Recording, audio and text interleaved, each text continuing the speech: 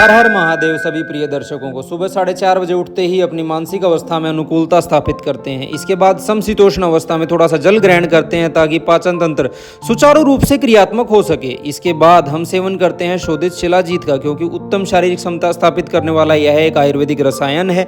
इसकी मात्रा काल व बल अनुसार हम रखते हैं। अब समय हो चलता है सुबह के व्यायाम का।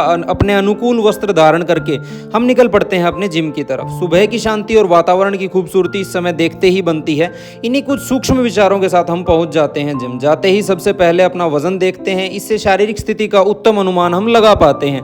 उसके बाद संपूर्ण शरीर में रक्त प्रवाह को उत्तेजना प्रदान करते हुए हम शुरू करते हैं अपनी भागदौड़। सुबह समय की अल्पता होने के कारण हमने निश्चय किया कि वजन उठाने के जितने व्यायाम हम शाम को किया करेंगे। दिनचर्या का नया विचार अपने मन में लिए हम घर वापस आ जाते हैं, जहां हमारे प्रिय पौधे बेसब्री से हमारा इंतजार कर रहे थे। जरूरत अनुसार उन्हें जल देने के बाद हम हमारी ध्यान क्रिया शुरू कर देते हैं। तभी मुझे याद आया कि आज तो कपड़े भी धोने हैं, तो मैं अपनी फुर्ती का परिचय देते हुए शीघ्र इस काम को अंजाम देने लगता हूँ। इसी बीच आ पहुंचते हैं मेरे मुख्य सलाहकारों की जोड़ी। ये दोनों भी शायद सुबह की सैर से लौटे थे। इसके बाद मैं जल्दी जल्दी नहा लेता हूँ और समय हो चलता है पूजा पाठ का। उसके बाद मरीजों व अन्य कामों में उलझकर मैं भूल गया था कि मैंने कपड़े अभी तक नहीं सुखाए। मैं तुरंत दौड़ कर जाता हूँ और कपड़े छत पर सुखा देता हूँ, पर यहाँ भी बंदरों के आतंक का भय बना रहता है, तो कपड़ों को भगवान भरोसे छोड़कर मैं वापस आ जाता हूँ। अब लगने लगी थी मुझे भूख। आज नाश्ते में हम खाने जा रहे हैं दाल और पालक। जल्दी जल्दी दाल बना लेता हूँ, थोड़ी सी दाल खाता हूँ, तब तक और मरीज आ जाते हैं। और इसके बाद जो है वो चलता है छुट्टी का समय।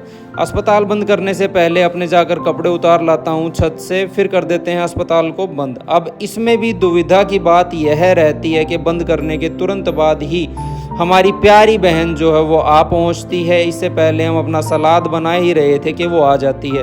अब उसे बनाना था अपने लिए बादाम का दूध। इसके बाद हमारा जो है सुस्ताने का समय हो जाता है, तो थोड़ी देर सुस्ता कर अपने निश्चय पर अपनी अडिगता को दिखाते हुए हम वापस तैयार हो जाते हैं अपनी जिम के लिए। फिर जैसा कि सुबह निश्चय हुआ था, हम वापस आ जाते हैं अपना वजन का अभ्यास करने के लिए। और इसमें हमारा साथ देने के लिए शामिल हो रहे हैं मोहित नैन जी। उनका तहे दिल से आभार कि वो इस तपती गर्मी के समय में पैदल यात्रा करते हुए अपने घर से यहाँ तक आए। जिम में काफ़ी भीड़ थी, तो हम जल्दी जल्दी शुरू कर देते हैं अपने व्यायाम, या कहें तो अपनी वजन उठाने की प्रक्रिया।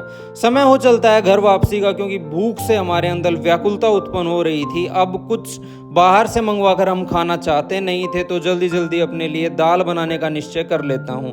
दाल बनकर तैयार हो उससे पहले मेरा नहाने का मन था, क्योंकि पसीने में तरबतर था, तो नहा भी लेता हूँ, क्योंकि शाम को जाना था बाजार कुछ खरीदारी के लिए। रसोई का सामान भी खत्म हो गया था। बाजार पहुँचते ही सबसे पहले हमारे जो दोनों मुख्य सलाहकार हैं वो शुरू करते हैं अपनी खरीदारी और लेते हैं कुछ ड्राई फ्रूट्स, उनके घर का सामान।